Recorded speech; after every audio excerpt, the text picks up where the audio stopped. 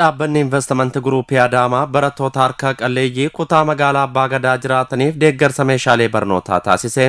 Sagantaa deeggarsa kennuu irratti argamuun ergaa kan dabarsan itti gaafatamaan dhaabbata investimentii Guruupii Adaamaa obbo Buzinee Girmaa dhaabbatichi kaayyoo hundaa'e rakkoo hawaas dinagdee hawaasaa furuun cinaatti deeggarsa meeshaalee barnootaa barattoota harka qalleeyyiif taasisuu ibsuun deeggarsi taasifame maallaqatti yoo shallagamu qarshii 150 ol ta'uu dubbatan. Barnootaaf gargaarsa kan ta'u dabtaraa fi iskiriiptoo barattoota daa'imman barattoota egeree biyya kanaa ijaaran dhibbaaf qopheessine gaammata gargaaruu hin danda'a.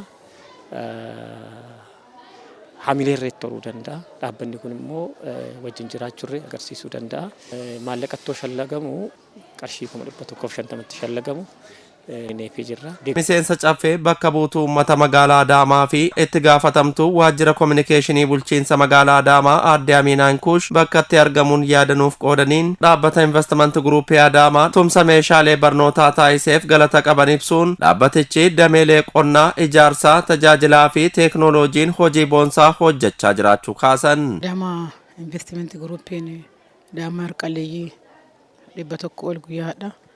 Dabtaraa fi qalamaaf qophee kenneefii jira.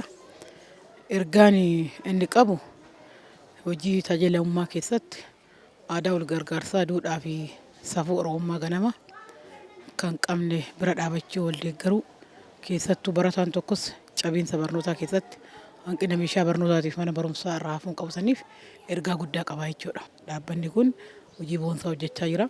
Deeggarsa guyyaa hadhaa godhaniif maqaa kootiif maqaa uummata bakka bu'eetiin dinqisiifannaa ko'onnee irraa ibsuu barbaada. Wifaadhaa galatoomaa jedha. Barattoonni maatii harka qalleeyyii deeggarsi taasifameef tokko yaadanuuf qoodaniin tumsi meeshaalee barnootaa kan gammachiiseen ta'uu dubbatan. Baay'ee gaariidha. Waan galatoomaa yeroo kanatti baay'ee rakkinarra jirra. Gizeen rakkinaati. Kanaafuu amma immoo isin nu geechanii tokkana nu godhuun keechan ijoolleen teenya immoo gara mana barumsaa gammachuudhaan deemuun isaanii nuuf baay'ee gaarii ture. Waan edmeesine yaa kennu nu jiraadha. galatooma በጣም ነው ደስ ያለን።